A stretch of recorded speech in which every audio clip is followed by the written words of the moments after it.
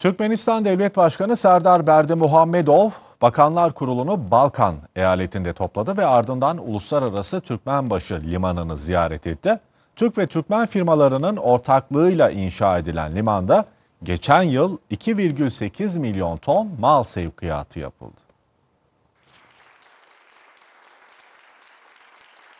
Türkmenistan Devlet Başkanı Serdar Berdimuhamedov, Balkan eyaletinin ekonomik potansiyelinin artırılması, bölgedeki ulaşım, lojistik ve sosyal altyapı tesislerinin daha etkin kullanılması amacıyla Bakanlar Kurulu'nu Balkan eyaletinde topladı.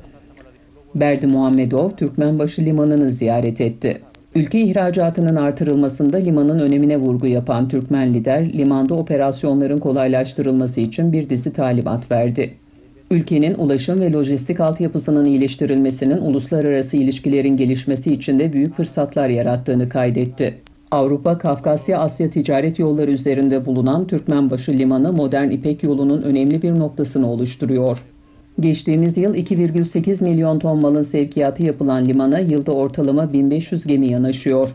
36.600 metre uzunluğundaki iskelede yıl boyunca 24 saat yükleme ve boşaltma işlemi yapılabiliyor. 35.000 ton kapasiteli antrepolar ürünlerin depolanması için imkan oluşturuyor. Tersanelerinde yılda 30 geminin bakım ve onarımı yapılabiliyor.